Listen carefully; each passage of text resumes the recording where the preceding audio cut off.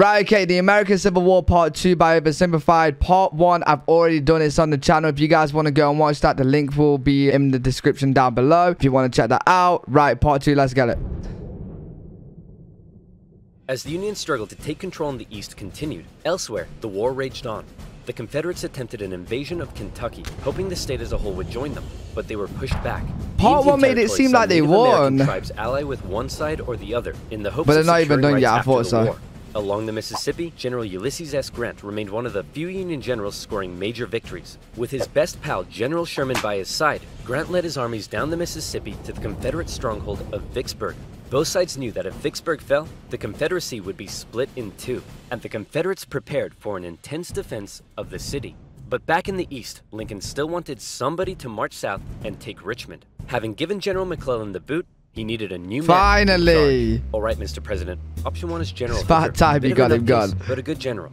Option 2. His qualifications are his name is Burnside, and he has freaking dope-ass sideburns. Say no more. So General Burnside was put in charge of the Army of the Potomac and sent south. Lincoln hoped he finally had a general who could succeed. Burnside met General Lee at the city of Fredericksburg, where he intended to rapidly cross the river and take the city. But the Union War Department was too slow in delivering the pontoon bridges, and the two sides were forced to camp across from each other, close enough to speak. Hey, Yankee, ready to get your butt kicked? Yeah, right, rebel. God is on our side. No way, God's on our side. Oh, you think so? I would just start shooting across this route, I'm not gonna lie. Whose side are you on? Ow. Dude, uncool. With over 100,000 men, the Union Army finally launched their massive attack on the 11th of December. But by now, the Confederates had amassed their forces. During the battle, wave after wave of brave Union men marched headlong into a brutal Confederate onslaught.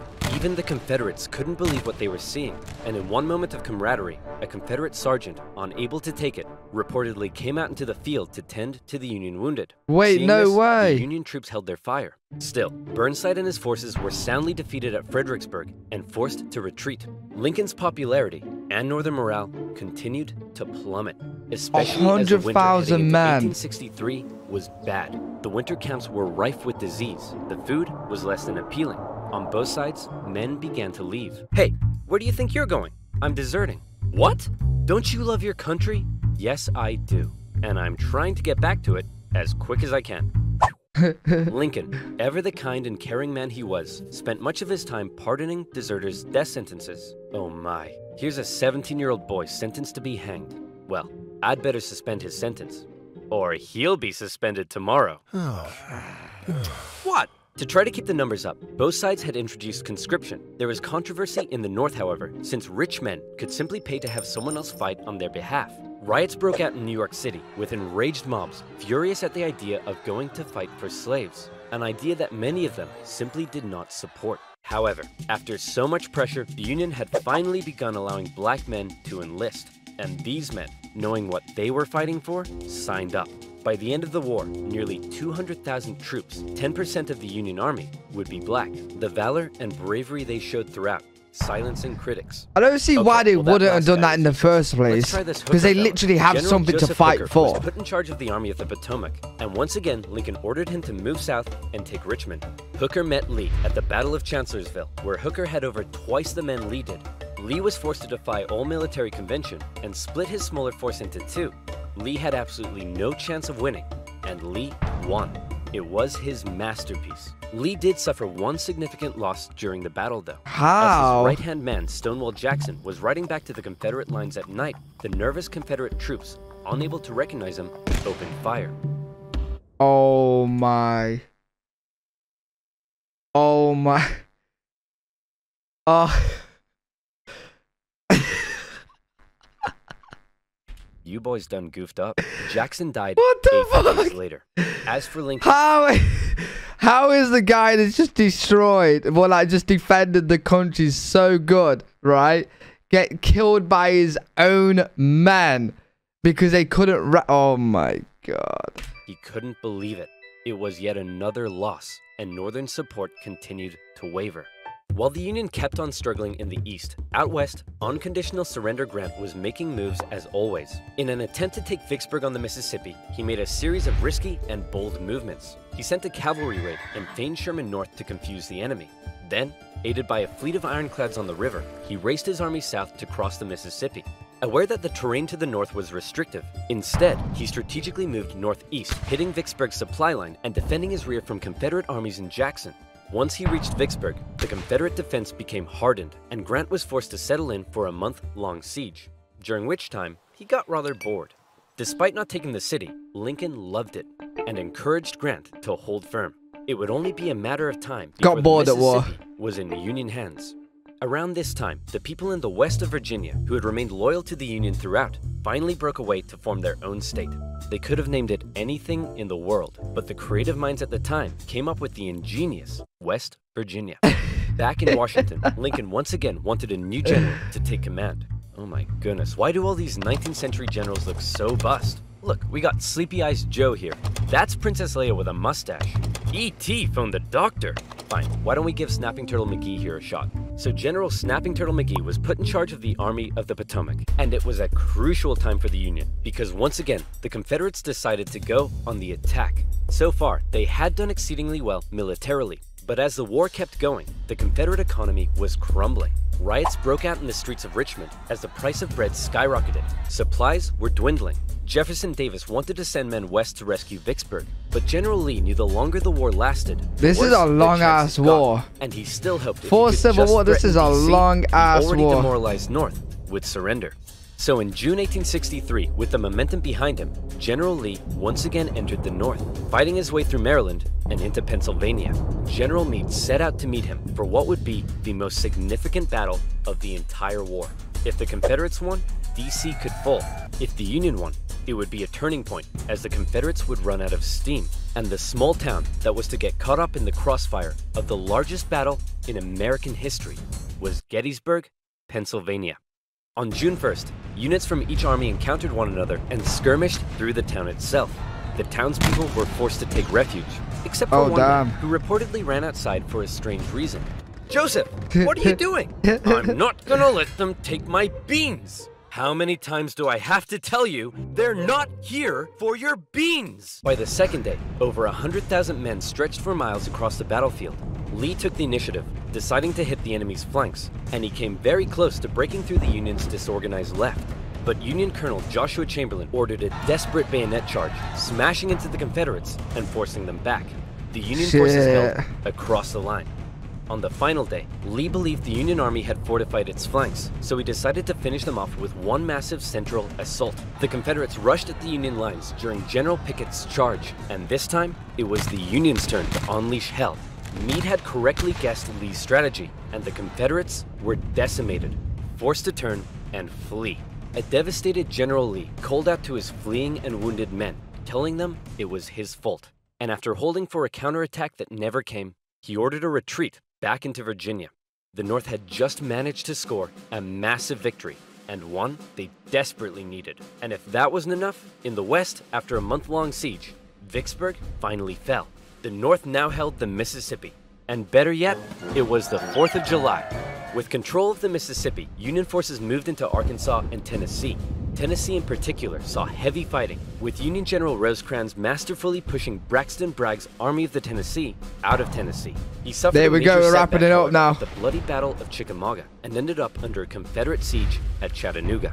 At one point during the siege, a temporary truce was declared so that wounded men could be recovered. And often in the Civil War, during these small truces, men from both sides would meet in the middle to trade things like tobacco, coffee, and maybe even honey. Do you like honey? Me too. What? These are great. And you know bro, what's going on, man? It's the click of a website. 6,000 link in the description. You're at war, you just trading your supplies. 4th of July and the siege of Chattanooga. Okay. Thankfully, General Grant, now in charge of all Western Union armies, showed up and karate-kicked Bragg right back into Georgia. Like this. With Sherman and Hooker, Grant took on Confederate positions in the mountains around the city, including the famous battle above the clouds and Mission Ridge. Grant continued to be Lincoln's #1 guy. With these victories, Lincoln hoped the war was finally turning. Back in Gettysburg, the entire town had been turned into a hospital to care for the scores of wounded men. Throughout the war, on both sides, women such as Clara Barton rose to the occasion, doing crucial work on the home front and volunteering as nurses. For those who had given their lives, a new national cemetery was to be established at Gettysburg, and Abraham Lincoln traveled out to attend the opening ceremony. At the event, the main speaker spoke for 2 hours. Then, Abraham Lincoln was called forward to give some brief, appropriate remarks. In just 2 minutes, he masterfully and poignantly iterated America's national purpose and the need to continue the fight. The Gettysburg Address would become one of the most famous speeches in American history. While they were now making progress, the North still couldn't find a decisive victory in the East.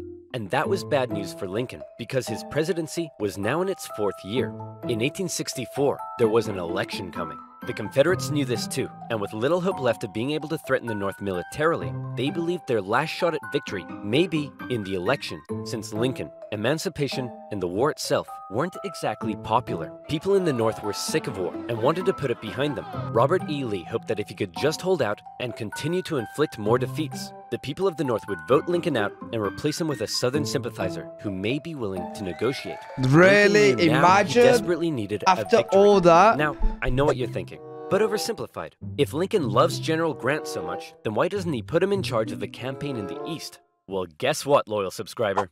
You've hit the nail on the head. You're bold, Grant. I'll grant you that. I'm promoting you to General-in-Chief, and I ain't taking you for granted. Now I want you to go defeat Lee. Grant me my wish. Please stop. So Grant was put in charge, and he came up with a new plan. So now they need to do it quick. Confederates on all fronts, with General Banks to capture Mobile, Alabama, General Sherman moving south to Atlanta, and Grant joining the Army of the Potomac as they advanced through Virginia. In May 1864, that plan went into action.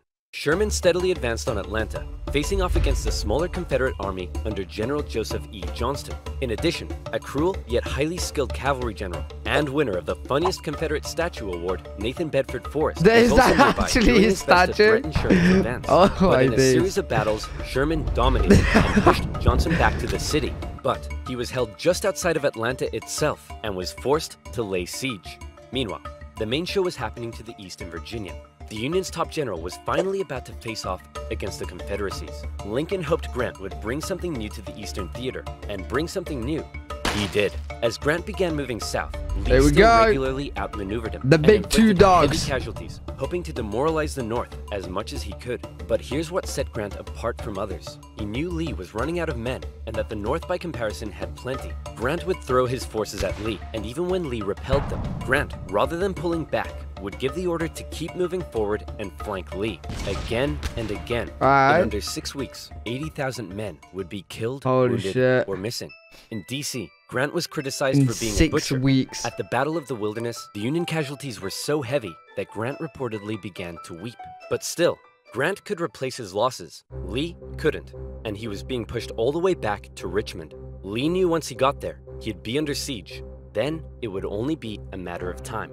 Close to Richmond, Grant again suffered horrific casualties in a miscalculated assault at Cold Harbor. Then, trying to be a trickster, instead of moving on Richmond directly, Grant moved towards Petersburg to flank the Confederate capital and cut its supply line. But, just like Sherman, Grant was halted outside of the city, and he too was forced to settle in for a siege.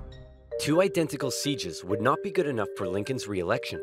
The people of the North saw the casualties Grant had been taking, and they weren't happy. To make matters worse, Lee had sent Jubal Early north to threaten D.C., with the hope of forcing Grant to withdraw troops from Richmond. Early was repelled on the outskirts of the city, with President Lincoln even attending as an observer, but the North had been given a fright. So with the war it's so mad. Like, it's still getting me that the people went to go and watch it whilst having a picnic. That's good, bro. In the critical 1864 election, absolute bad heads. The Democrats choose. Guess what, baby? I'm back. That's right. General George B. McClellan would run for president against Abraham Lincoln, my fellow countrymen. If you elect me, I, the great General George McClellan, will fearlessly and valiantly win the war. Unlike this douchebag, many Democrats, however, including McClellan's running mate, wanted to end the war. So it's possible McClellan may have ended up fearlessly and valiantly making peace with the Confederates, which is exactly what they were hoping for. With the war in a stalemate, and Lincoln still not popular, it looked like McClellan would win, and the Confederacy may have a chance at surviving. There's no way. Lincoln himself said that without some kind of major victory, it seemed exceedingly probable that this administration will not be re-elected. Well, fret not, Abe, because if it's a major victory you want, it's a major victory you'll get. Atlanta had been under siege by General Sherman for just over a month. After a number of battles around the city, Sherman sent a force south to sever the city's supply line, and Confederate General Hood was forced to abandon it. Atlanta, one of the Confederacy's most important cities, had fallen into Union hands. For many, it was clear that the Confederacy's defeat was now inevitable, and the war would soon be over. When the final results came in, Lincoln had won with an electoral college landslide, with the troops in particular voting overwhelmingly for Lincoln, which must have been touching for their commander-in-chief. Hey man, looks like you lost. No hard feelings? I didn't lose. I merely failed to win. In January, Lincoln involved himself heavily in ensuring the 13th Amendment made it through Congress. In a narrow and historic vote, the amendment passed. Slavery would now be constitutionally banished throughout the nation. Black men and women, watching the vote from the galleries, knew the work had only just begun. A couple months later, at his second inauguration, with victory right around the corner, he didn't celebrate, he didn't gloat. Instead, he emphasized the need for reunification and binding up wounds. To him, Americans, North or South, were to again be compatriots. However, listening to Lincoln speak that day was a man who had no interest in reunification. John Wilkes Booth, an actor living in D.C., was also a deep Southern sympathizer. And as the war turned against the Confederacy, depressed and full of hate, he was already plotting his revenge on the man he held responsible. With further Confederate losses, it was pretty clear at this point. Oh, God. But still, Jefferson Davis showed no sign of giving in. The North were frustrated to see the conflict being dragged out. Why waste more lives? In Atlanta, General Sherman believed he had the key to forcing the Confederacy's hand. He had an unusually modern concept that an army could only survive with the support of the people. Strike at the people, and the army collapses. Sherman decided to do something unprecedented. He would remove his 62,000 men from their supply line and march through the heartland of the Confederacy, where they would live off the land. There, they would wreak havoc. As they marched, they tore up railroads, burned farms, and destroyed communications. That's actually pretty smart. Also liberated thousands of slaves. The damage done was estimated at $1.4 billion. The tactics were cruel, but to Sherman, it was better than losing yet more men in battle. In December, he reached Savannah, Georgia, but he wasn't done yet. Next, he turned north to inflict his punishment on the first state to secede, South Carolina. As he moved, he came ever closer to General Lee's army, still holding out at They're Petersburg. still fired? The siege of Petersburg had lasted for 292 days. Jeez. 60,000 of Lee's men had deserted. Numerous Union attempts to break through had failed, but when the breakthrough finally came, it came quick. On April 2nd, a Union assault finally pushed the Confederates from their defenses. Hey man, there's no need to evacuate, right? You'll rescue us like last time, right? Sorry, can't hear you. Lee narrowly escaped the city, hoping he'd be able to meet up with General Johnson and continue the fight. Grant chased him down. Richmond was evacuated, and Jefferson Davis went on the run. As they left, the Confederates set fire to military buildings, but the flames burnt out of control, and as the Union troops arrived, they became firefighters. A couple of days later, Abraham Lincoln visited the war-torn city. Grant caught up to Lee at Appomattox Courthouse, where he trapped his forces. It was here, on April 9th, 1865, that Lee saw no point in continuing. Sir? Listen, bub. I drank a bit too much last night, and now I'm hanging like a fruit bat on a hot day. So whatever you have to say, I don't want to hear it. General Lee says he wants to surrender. Hot diggity dog! Grant and Lee met in the home of a nearby farm family, owned by a man who had tried his best to escape the Civil War years earlier, Wilmer McLean. All right, can we all just hurry up and get this over with? Martha, not now! I'm cleaning. Do you want us to get rats? Grant and Lee, after years of war, now spoke respectfully. She's got a good point. When Lee left, his face filled with emotion, Grant's men began to cheer, but Grant ordered them to stop. He knew that now was the time for reconciliation. Just over 2 weeks later, General Johnson would surrender to Sherman, ending the war for 89,000 Confederate soldiers in the largest surrender of the war. Not every Confederate state had surrendered, but the war was as good as over. Across the North, church bells rang out and celebrations erupted. In Washington, Lincoln gave a speech from the White House to a jubilant crowd, in which, among various things, he expressed his support for black voting rights. Lincoln had seen the nation through its deepest crisis. The presidency had visibly aged him. He had lost over 20 pounds. He said sometimes, "I think I am the tiredest man on earth." I'm not sure. I'm not surprised, man. The man's exhausted. cut him some slack. On a carriage ride with Mary, Lincoln clearly was looking forward to being a president in a time of peace. He was apparently very cheerful, surprising his wife, and he told her that between the war and the loss of their son, they'd both been very miserable. Now, it was time to be happy. On the evening of April 14th, Lincoln attended a play with his wife and some friends at Ford's Theater. It was a comedy, and the president appeared to be enjoying it very much. This is where he gets in a nearby bar, John Wilkes Booth swallowed 2 glasses of brandy. He slipped quietly into the president's booth and awaited for the audience's laughter to rise. The president was shot in the back of the head. Booth fled the city. Soldiers carried Lincoln to a boarding house across the street. There, doctors declared there was nothing they could do.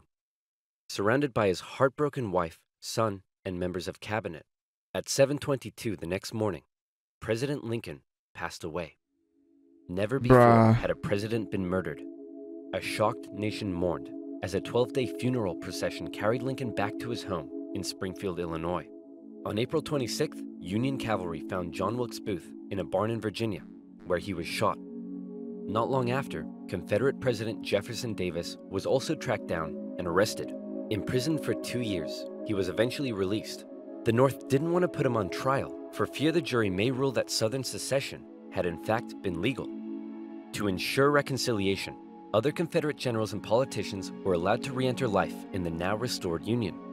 Scattered fighting continued into May, when the last Confederate forces in Texas disintegrated.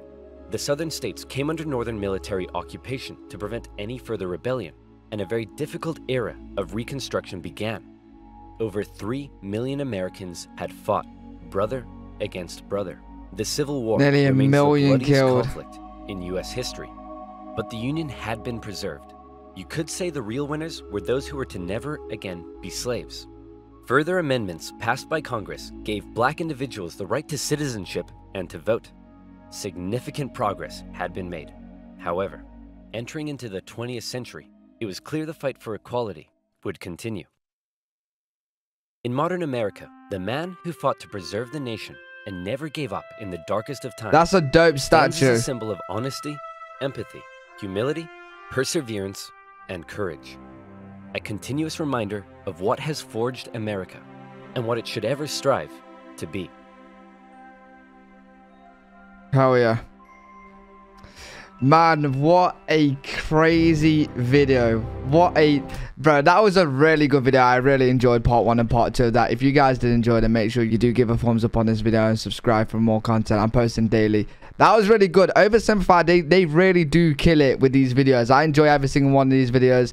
I can't stop watching them. You guys are enjoying them as well. I've learned a lot in that video right there. That was crazy. And oh man, what Lincoln did, holy bro, that guy was an absolute legend. If you guys do want me to react to any of your recommendations, then just comment down what videos you want me to react to. I've been reacting to a lot of people, what they've been commenting down below on previous videos, so I will get to them. I hope you guys did enjoy that video, and I'll see you guys in the next one.